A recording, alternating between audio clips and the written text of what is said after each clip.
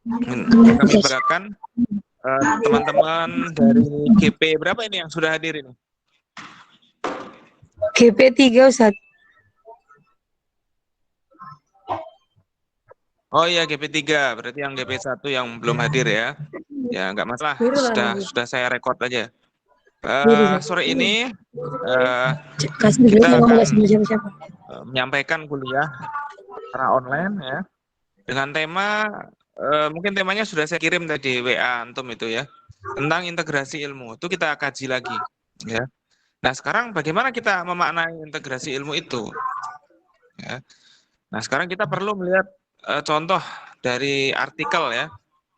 Kan saya coba apa namanya?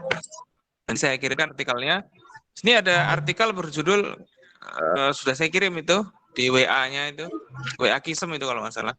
Judulnya Kontribusi Abu Qasim Al-Zahrawi pada Ilmu Kedokteran. Ya. Kenapa jadi saya anggap penting? Karena ini adalah karya mahasiswa juga. Ya.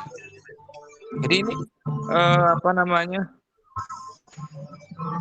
Ini mahasiswa Siman yang menulis artikel, lalu kita apa namanya? Kita edit untuk menjadi artikel yang lebih baik lagi. Mana yang kita jelaskan kemarin. Nah, ini untuk memaknai integrasi sains atau integrasi ilmu ini, kita mau melihat kasus yang terjadi pada Abu Qasim Az-Zahrawi. Ya. Nah, ini Bismillahirrahmanirrahim. Di sini judulnya adalah kontribusi Abu Qasim Al-Zahrawi dalam bidang kedokteran ya. Ada ilmu kedokteran. Nah, situ. Kita bisa lihat di situ. Ya. Nah, yang pertama, apa yang ingin kita lihat secara detail, ya, di antaranya kita harus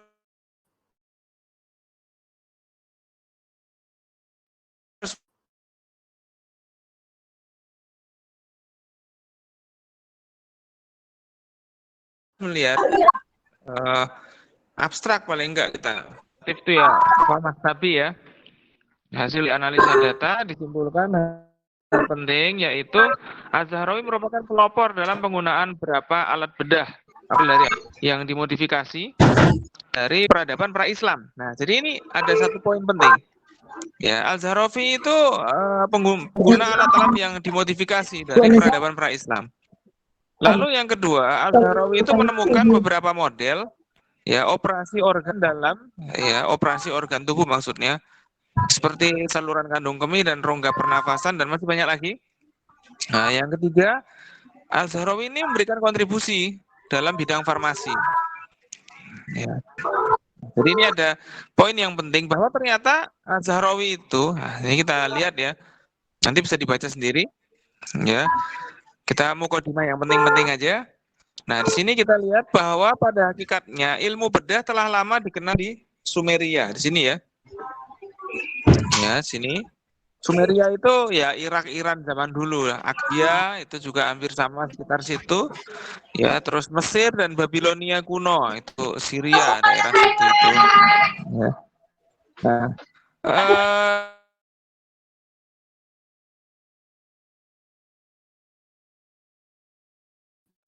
para tabib dari bangsa Sumeria dan lain sebagainya itu ya dengan cara lasah yang diberi balutan. Jadi lasah itu ya kayak zaman sekarang tuh pakai gips lah gitu.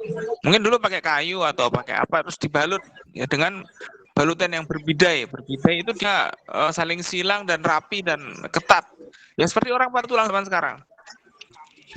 Ya, jadi ada lagi apa namanya kedokteran pada masa itu sudah banyak yang dikenal, ya, termasuk juga tentang obat-obatan yang berbentuk pil dari zaman Babilonia. Ini sudah ada. Nah, apa yang penting? Selanjutnya apa? Nah, jadi selanjutnya itu kita akan melihat kontribusinya Al-Zahrawi itu bagaimana. Ya, kalau kita ingat lagi sejarahnya, orang-orang Muslim itu dia menaklukkan, ya dia pergi ke daerah-daerah untuk menyebarkan Islam. Ya lantas dia menaklukkan itu juga peradaban-peradaban itu. Tapi orang Muslim itu ketika tiba ke daerah lain itu, dia bukan hanya membawa pasukan untuk berperang terus ditinggal itu, bukan seperti itu. Tapi juga orang-orang Muslim itu ketika ke Andalusia misalnya, itu juga membawa para ilmuwan, ahli bahasa dan ahli sastra dan lain sebagainya. Dan mereka mempelajari peradaban-peradaban yang ada di situ. Bahkan kalau kita lihat kasusnya ketika orang Muslim itu berhasil ke Mesir, di sana itu ada perpustakaan Alexandria. Itu peninggalan Romawi ya.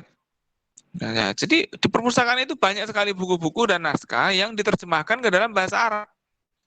Ya, bahkan yang menerjemahkan saja orang non-Muslim itu yang memahami bahasa Yunani dan Suryani ketika itu. Nah, itu idenya dari mana orang-orang Muslim itu mengintegrasikan. Nah, di situ orang-orang Muslim itu mereka mendasarkan idenya itu bahwa ilmu pengetahuan itu harus dicapai. Ya, bagaimana mencapainya? Ya, lewat itu tadi, lewat menguasai peradaban-peradaban lain dari segi karya-karya mereka. Nah, di sini Al-Zahrawi juga melakukan itu. Al-Zahrawi juga menguasai ilmu kedokteran pada pendahulunya seperti Abu Abu Bakar Zakaria Ar-Razi, ya. Sebelumnya juga Ibnu Sina itu juga terkenal juga ya dengan kitab Al-Qanun fit Tibbi. Ya, kalau Ar-Razi itu terkenal dengan Al-Hawi fit Tibbi. Ya, itu dua-duanya adalah ensiklopedia tentang buku-buku pengobatan kuno pada zaman itu.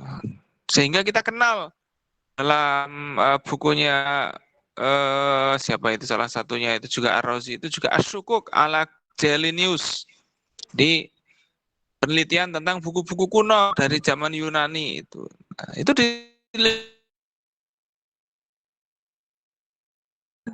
dan dikembangkan lagi. Ya, nah dari sini ternyata orang-orang Muslim itu mengambil ilmu pengetahuan dari non-Muslim yang khususnya itu tidak bertentangan dengan ajaran Islam. Ya, ini aja kedokteran kan gitu kan. Nah, jadi ini bidang kedokteran khususnya. Sebenarnya masih ada bidang yang lain, ya, bidang-bidang seperti astronomi begitu. Ya, tapi orang-orang Muslim ketika itu para ilmuwannya bukan hanya mengambil total 100%. Ya, nih saya jelaskan aja, ini nggak ada di sini, saya jelaskan aja. Oke. Nah, di situ. Ini kan berarti pendahulunya ya. Pendahulunya itu Ar-Razi itu dengan buku Al-Hawi fit Tibbi, nama lengkapnya. Ada juga buku Qanun of Medicine itu Al-Qanun fit Tibbi, ya. Sehingga Al-Zahrawi itu menulis bukunya sendiri yang berjudul At-Tasrif Liman Ajiza Anit Ta'lif. Ya. Ini kita studi sejarah ya, contoh ya. Jadi ini bukan saya menerangkan makna integrasi itu secara sejarah, secara historis supaya kita itu tidak bingung. Maksudnya gimana tuh integrasi itu? Ya. Ini integrasi itu begini, jadi ya menggabungkan hal-hal yang bukan dari peradaban Islam lalu dimasukkan ke dalam peradaban Islam termasuk diterjemahkan. Lalu ada lagi tahapan yang lain setelah integrasi, yaitu Islamisasi. Ya, di situ Ar-Razi, Ibnu Sina, dan Al-Zahrawi itu juga melakukan Islamisasi dalam beberapa hal, khususnya dalam prosedur pengobatan dan pembedahan. Ya, zaman dulu namanya pengobatan itu mesti ada sajennya, ada ritual-ritual kepada dewa dan lain sebagainya. Tapi ketika zaman Islam itu nggak ada jadinya, ditiadakan. Ya, jadi unsur-unsur dari peradaban yang non-Islami, yang bertentangan dengan Islam itu dibuang. Itu salah satu terjadinya unsur Islamisasi itu di situ. Lalu nilai-nilai Islam itu dimasukkan ke dalam situ. Ya, diantaranya mengobati dengan obat-obatan yang halal. Nah, itu terus etika dalam mengobati, ya etika dalam membedah dan lain sebagainya. Jadi itu jadi ada, ya jadi diadakan waktu tepatnya ya. Nah sih, kalau kita lihat dalam artikel ini banyak studi-studi yang tentang Al-Zahrawi tapi masih berbahasa Inggris. Untuk itu kita tulis bersama mahasiswa. Ini sebenarnya nulis mahasiswa, lalu tulisannya kita edit. Nah, ini juga akan antum lakukan untuk tugas artikel. Maka dari sekarang tolong dicari temanya, tolong mulai ditulis. Ya, oke. Ya, jadi memberikan kontribusi pada bidang medis juga.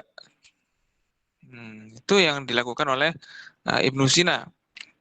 Lalu semua kontribusi-kontribusi itu dilanjutkan oleh Az-Zahrawi. Ya, ya sebenarnya ya antara Ibnu Sina dan Zahrawi itu dekat-dekat tahunnya lah ya. Ya. Tapi memang Al-Zahrawi itu orang Andalusia. Kalau Ibnu Sina dan lain sebagainya itu ya itu orang-orang sekitar Persia dan lain sebagainya, itu Jazirah Arab lah. Nah, di sini pada masa itu Cordoba itu mengalami kemajuan yang luar biasa dari segi keberadaan fasilitas medis, ya. Jadi rumah sakit di sini ada perpustakaan, ya. Bahkan pada zaman itu orang-orang non-Muslim itu berobat ke situ. Ya, orang Eropa itu ibaratnya kalau antum itu di Mantingan itu berobatnya ke Solo atau ke Sragen gitu. Ya ibaratnya begitu, itu orang-orang pergi mencari pengobatan itu, ya. Nah, sehingga itu kita membuat jadi kita tahu bahwa Al-Zahrawi itu punya kontribusi. Nah, selanjutnya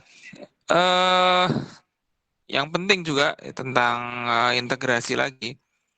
Jadi itu adalah tahapan pertama dalam Islamisasi, itu biasanya diawali dengan integrasi. Jadi dia memasukkan dulu unsur-unsur yang bukan dari peradaban Islam ke dalam peradaban Islam. Nah, setelah itu terjadi proses Islamisasi, yaitu eliminasi atau membuang unsur-unsur yang tidak Islami, ya, dan mempertahankan unsur Islam atau menambahkan lagi yang baru.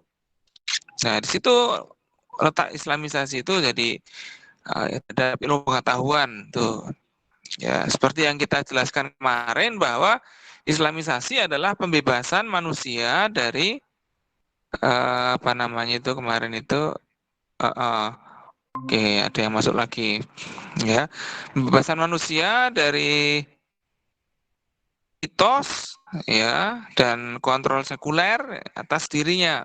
Nah, jadi itu juga terjadi ketika Az-Zahrawi itu membebaskan ilmu kedokteran. Ya, ini misalnya pada zaman dahulu para tukang bekam dan dukun selalu mengiringi bedah-bedah itu atau pengobatan dengan hal yang mistis. Ya. Nah, kemudian Al-Zahrawi itu menggunakan cara yang ilmiah, jadi membuang hal-hal yang mistis itu seperti sajen dan lain sebagainya. Nah, itu dia. Di situ akhirnya karya-karya itu ditulis secara prosedural dan tertib dalam kitab Usudul At-Tasrif Liman Ajizani Ta'lif. Ya. Ini adalah contoh aja ya ini ya. Ini bukunya. Dan yang kita bicarakan adalah contoh bagaimana integrasi ilmu itu terjadi. Apakah ada contoh yang lain misalnya begitu? Nah, coba kita nanti lihat contoh tentang integrasi ilmu bidang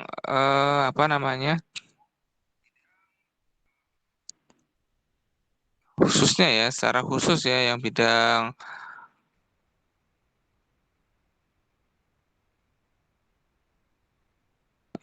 psikologi mungkin atau apa. Ini kita coba akan cek ada apa enggak gitu. Dan baca juga satu atau dua. Nah, ini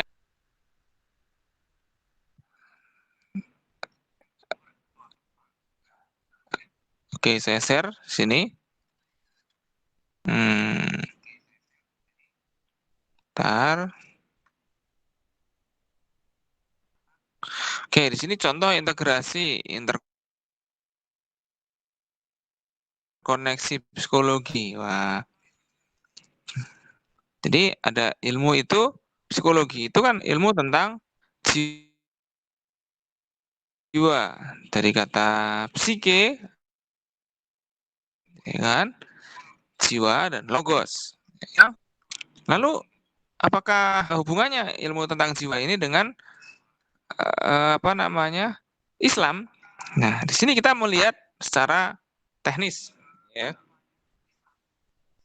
Nah, misalnya gini, kita lihat bahwa ternyata ilmu psikologi itu yang khususnya itu masih fokus pada bidang-bidang empiris atau bidang-bidang yang apa namanya melihat jiwa manusia itu berdasarkan gejala-gejala luarnya saja. Ya, istilahnya gitulah. Itu kalimatnya banyak yang susah, tapi saya jelaskan itu. Misalnya orang dianggap gila kok bisa gitu? Apa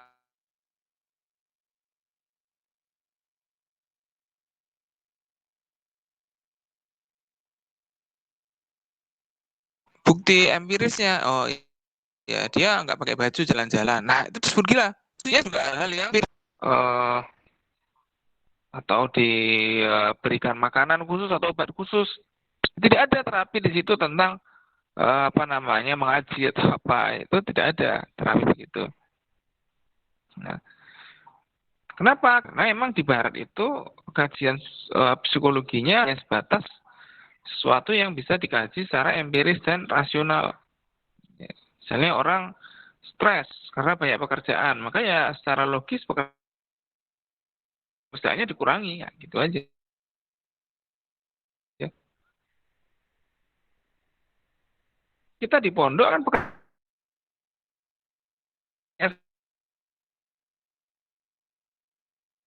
sekali ada yang stres. Misalnya mahasiswi murni banyak sekali pekerjaannya, belum apa lagi yang mahasiswi guru juga punya. Pagi ngajar, siang ngajar, sorenya kuliah lagi, malamnya juga ya. Kuliahnya online lagi dengan penuh derita seperti ini ya. Itu. Tapi kan nggak ada yang stres. Ada nggak yang ustadzah stres tiba-tiba dibawa ke rumah sakit jiwa? Kan malah nggak ada. Nah, jadi itu uniknya dalam Islam itu.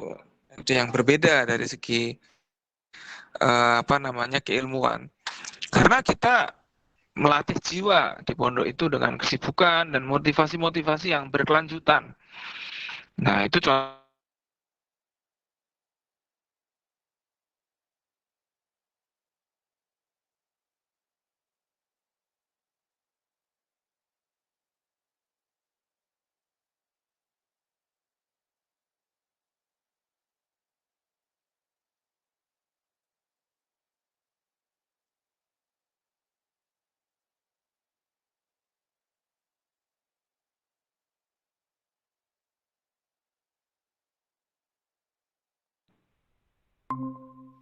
ya. Mungkin orang itu apa namanya bisa jadi orang itu kehilangan orientasi tentang makna jiwa dan tujuan hidup manusia. Itu dalam Islam begitu. Sehingga arti kebahagiaan dalam Islam ya kebahagiaan jiwa maksudnya dan kebahagiaan di luar itu beda. Karena itu di media sosial itu yang dipamerkan kebahagiaannya punya barang baru gitu, makan enak gitu, ya kan. Kecantikannya banyak, nah, itu juga itu adalah kebahagiaan-kebahagiaan yang semu, ya. Padahal kita di pondok tidak ada yang begitu, makanan ya biasa aja, terus apa namanya kegiatan ya begitu aja, ya. Pakaiannya gitu nggak modis, ya kan. Pakai kerudung yang sama dan lain sebagainya. Tapi ada kebahagiaan di situ. Nah, disinilah bedanya makna kebahagiaan dalam Islam dan dalam dunia Barat. Ya, itu salah satunya. Tapi makna kebahagiaan dalam Islam itu akhirnya diintegrasikan ke dalam psikologi modern. Supaya manusia itu bisa bahagia, itu teorinya bagaimana kalau dalam Islam. Ya, sehingga muncullah psikologi Islam. Ya, ada ya psikologi Islami, ada psikologi Qurani, banyak sekali model-modelnya. Ya, itu contoh-contoh yang kita lihat. Nah, selanjutnya itu dari dua contoh itu kita bisa menyimpulkan ya bahwa ternyata terjadi integrasi itu adalah suatu yang apa ya istilahnya itu sebuah sunatullah, sebuah suatu yang lazim. Ya, ibaratnya orang itu kalau makan, nah ini suatu ibarat dari Hussein Nasr, yaitu seorang ilmuwan juga. Ya, ibaratnya kalau orang itu makan, itu mesti mengeluarkan, ya itu kotoran kan gitu kan ya. Karena tidak semua makanan itu dapat diserap oleh tubuh. Ada bagian-bagian dari makanan itu yang memang perlu dikeluarkan. Ya, kalau kita itu makan nggak ada yang dikeluarkan, nah itu malah sakit malah jadinya. Sama juga dengan ketika peradaban Islam mengambil ilmu-ilmu dan teknologi dari peradaban non-Islam. Ya, yang tidak sesuai dengan Islam itu akan dikeluarkan. Dan yang sesuai dengan Islam itu akan dipakai bahkan dikembangkan sehingga menjadi sains Islam. Seperti yang tadi kita bicarakan tentang psikologi tadi. Demikian juga tentang sosiologi atau ilmu sosial, ilmu apa namanya tentang kehidupan masyarakat sebagai makhluk sosial. Ini pertama kali diawali oleh Ibnu Khaldun merumuskan teori-teori tentang apa ya istilahnya itu ya, fanatik tentang ta'assub ya kan. Ta'assub itu apa ya? Jadi ada grup-grup feeling gitulah. Kalau misalnya konsulat ya konsul ini gitu. Ya atau kalau apa namanya marhalah itu marhalah ini ya. Jadi ada habis itu pengen bikin identitas bareng. Nah, jadi ada teori-teori begitu itu adalah sosiologi. Kalau antum sudah belajar sosiologi di KMI itu kan ada keteraturan kan gitu. Itu sebenarnya ada lanjutannya itu. Keteraturan itu ada identitas di situ. Ya, identitas itu kadang-kadang dibentuk dengan apa namanya persepsi yang sama tentang suatu hal. Memang diawali dari memahamkan antara satu sama lain, ya. Jadi itu adalah contoh, jadi 2 contoh ya, nanti bisa dibaca sendiri artikelnya. Ya, terus saya kasih contoh aja hari ini tentang integrasi ilmu. Ya. Oke, itu yang bisa saya sampaikan ya. Saya mengingatkan kembali sekarang tentang tugas. Yang antum jangan sampai lupa tentang tugasnya, yaitu antum mesti yang pertama diantaranya itu artikel ya yang dasarnya adalah kerangka teori dalam skripsian. Ya, maka silakan dilihat lagi skripsinya dan didalami lagi kerangka teorinya. Ya, misalnya antum bicara tentang nahwu fi'lul madhi, udah antum cari aja sejarahnya fi'lul madhi itu siapa tokoh-tokoh banyak ya. Itu gitu.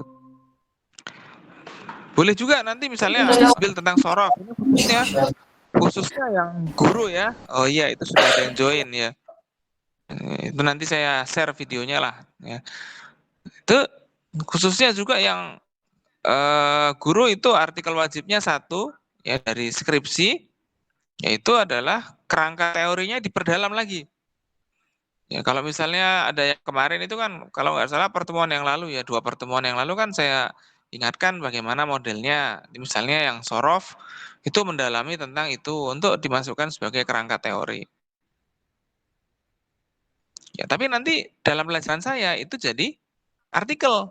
Ya jadi ini membantu antum menulis skripsi itu supaya cepat selesai ya. Karena kalau skripsi itu sebenarnya lamanya itu bukan lama nulisnya, tapi lama nggak nulisnya. Itu kesibukannya itu bikin nggak nulis. Nah, makanya tetap kami monitoring ya. Setiap minggu mulai minggu depan akan saya monitoring. Ya, monitoring tentang skripsinya. Kayak gitu. Ya. Oke. Selanjutnya ini apa namanya? Mana ya yang reguler belum datang ya ini. Saya coba cari yang reguler ini.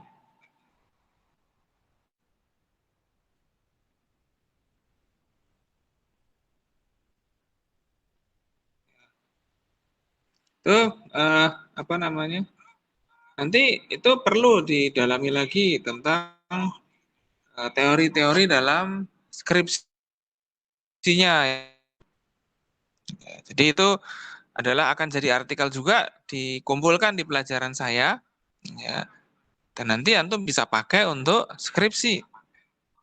Ya, itu nanti misalnya minggu depan kita akan masuk online misalnya gitu. Karena selama PPKM ini sampai 20 Juli itu insya Allah tidak ada keberangkatan ke Mantingan. Maka kita manfaatkan untuk bikin artikel itu. Ya, nyicil, sekalian bikin skripsi. Ya, ya, makanya nggak mesti kuliahnya itu di kelas. Nanti silakan cari tempat atau lab atau bagaimana yang antum bisa berkomputer di situ. Ya, pakai HP Kisem sebenarnya bisa juga. Yang penting nyambung, habis itu nanti absen. Ya, terus satu lagi yang paling penting tadi kan tentang artikel. Ya, sekarang adalah tentang tugas-tugas yang pernah antum dapatkan. Ya kan kemarin antum pernah dapat tugas untuk baca ini, baca itu, terus sudah diringkas atau belum, nah, kan gitu kan. Nah itu ringkasan-ringkasannya silakan antum kumpulkan dengan cara antum bikin akun email ya kan, udah punya email Google kan. Nah di situ Google Drive, antum semuanya masukkan ke Google Drive masing-masing. Lalu kirim saja linknya, ya, linknya dikirim ke bukan linknya dikirim ya. Linknya dijadikan satu di satu file Excel ya. Nah, ini saya kasih contoh punyanya PBA7 yang reguler ini ya. Ini saya kasih contohnya ya. Nanti jadi kayak gini. Nah, ini mana ya kok belum ya tunggu. Nah, ini contohnya kayak gini nih.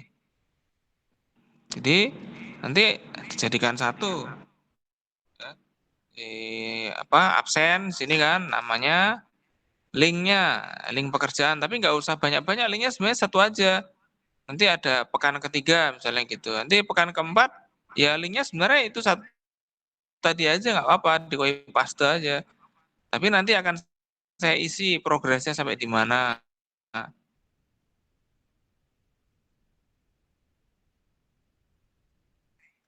ya, jadi ini namanya kita bikin monitoring tentang tugas dan juga sekalian untuk skripsi antum dalam kerangka teori. Ya. Nah, itu. Jadi sore ini yang ingin kita sampaikan yang penting bahwa tadi ada dua hal ya tentang integrasi sains dan lalu yang dua ya karena memang saya juga tahu bahwa memang sih kalau nggak belajar secara sains atau apa itu tetap bisa masuk surga ya betul juga. Cuman masalahnya itu nanti tidak akan ada perkembangan ilmu di dalam masyarakat muslim lah, itu nanti yang akan jadi masalah di masa depan itu nanti.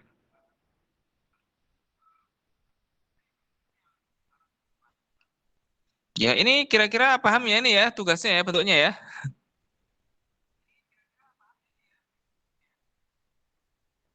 Ya paham ya udah paham aja lah. Masih bingung sendiri. Ya oke. Ya belum Pak. Intinya tugasnya itu saya permudah. Pertama, tugas-tugas yang sudah antum kerjakan kan minggu lalu ya saya WA ke siapa itu kalau nggak salah itu. Itu WA-nya minggu lalu itu. Kayaknya yang Bapenta Gontor Putri 1 itu baru dapat itu ya WA-nya itu. Itu yang GP1 yang Bapenta itu. Terus yang GP3 kan ada yang saya WA, ada Dema, ada sekretaris pengasuh ya kalau nggak salah.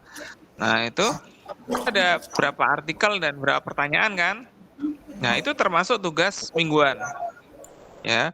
Jadi nanti akan ada tugas mingguan. Nah tugas mingguan itu silakan diketik ya dan dijawab, maksudnya dijawab lah gitulah. Ya dijawab lalu habis itu taruh di Google Drive filenya supaya nanti saya bisa periksa. Nah, jadi nanti kehadiran antum diukur dari mengerjakan tugas. Ya, tugas yang lain yang jangan sampai lupa adalah yang artikel wajib. Nah, artikel yang wajib ini itu artikel tentang sejarah ilmu yang kita jelaskan kemarin itu loh. Ya, misalnya antum dalam skripsinya bahas tentang fi'lul madhi. Wah, silakan antum cari sejarahnya fi'lul madhi itu di kitab-kitab nahwu itu. Fi'lul madhi itu macamnya berapa kan gitu. Siapa yang pertama kali apa namanya memberi nama kalau itu fi'lul madhi. Ya, kayak gitulah. Itu nanti akan jadi kerangka teori dalam skripsi. Ya, misalnya dalam sorof ada yang apa kemarin itu ada yang tasrif atau apa itu ya. Salah satunya judulnya itu. Ya, dalamnya aja itu. Nanti akan jadi kerangka teori dalam skripsi. Itulah bisa antum manfaatkan. Jadi saya bikin tugas itu supaya bisa dimanfaatkan untuk materi yang lain. Jadi bukan hanya jadi satu tugas saja untuk saya, terus nanti saya buang, ya enggak kayak gitu. Maka silakan dikerjakan secara serius. Ya, oke. Makanya ini semuanya harus mengerjakan secara serius setiap minggu. Kemungkinan minggu depan kalau tidak online seperti ini, ya saya sampaikan, saya kirim tugasnya. Nah, ini kalau mahasiswi guru itu punya Telegram nggak ini? Atau hanya WA? Nggak punya Ustaz. Nafi. Oh ya sudah.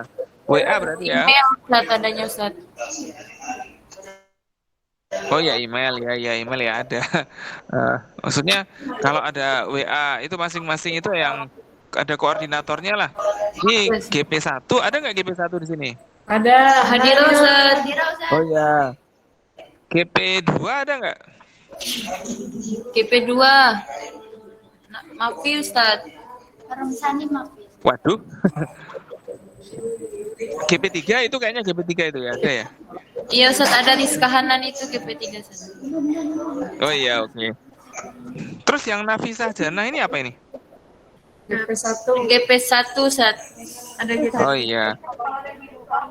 Ya oke. Jadi itu nanti silakan bisa kontak ke saya, nggak masalah. Insya Allah nanti saya ingat-ingat dan saya kirim tugasnya apa aja. Nah, itu ya.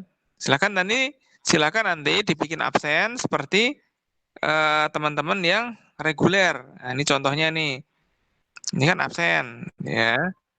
Ada apa namanya itu? Ada nama, terus juga nanti ini link tugasnya.